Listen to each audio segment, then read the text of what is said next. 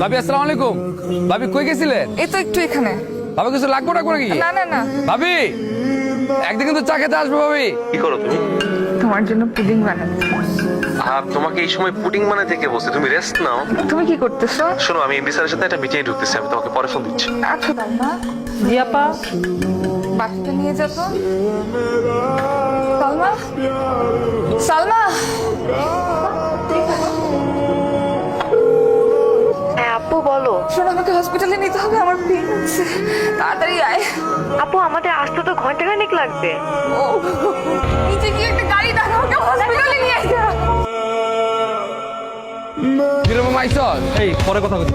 আরে বেটা তুই সারাদিন খালি ব্যবসা বাণিজ্য আর টাকা পয়সা কামাই লইব বেটা, ঘরের বউ বাচ্চা খবর রাখতে হইব না। এখন চা চাইছে বন্ধু, তুমি না খাওয়া যাইতে পারবো না। কে তুই? বন্ধু না আমি। এই কি বন্ধু তুই? আমার বিয়া হইছে, আমার বাচ্চা হইছে, আমি তোরে খাবো কেন? কইটা সিটে ঝামেলার মধ্যে আছে, পরে কথা কইতে আছে। এটা কি করলো ভাই? ফ্যামিলি প্রেশার না, এখন বাপ হইছে ওই এক্সাইটেড আর কি।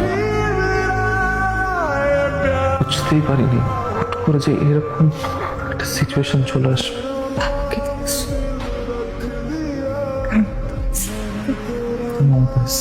আজকে যদি তোমার বন্ধু না থাকতো তাহলে হয়তো আমাদের বাবুকে আর আমাকে তুমি দেখতে পারতো না। আমার বন্ধু?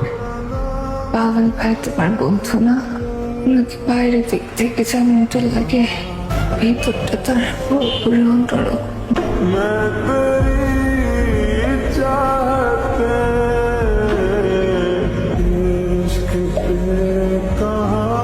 আমাদের চারপাশে এরকম অনেক বন্ধু থাকে যাদের সাথে হয়তো আমাদের স্টেটাস চায় না, কিন্তু যখন আমরা বিপদে পড়ি তারাই সবার আগে দৌড়ে আসে।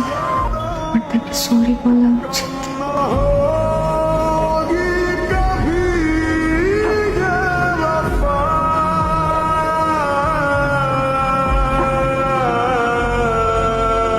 পাবেল দোস্ত, আমার ভুল হয়ে গেছে দোস্ত, বন্ধু আমার মাফ করে দিন।